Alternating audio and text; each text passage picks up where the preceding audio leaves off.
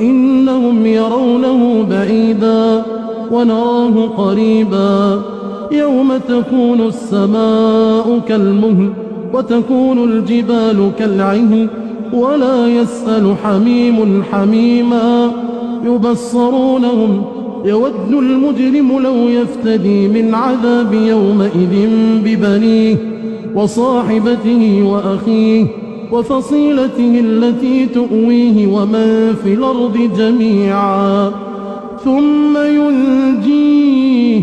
كلا إنها لظى نزاعة للشوى تدعو من أدبر وتولى وجمع فأوعى إن الإنسان خلق هلوعا إذا مسه الشر جزوعا وإذا مسه الخير منوعا إلا المصلين الذين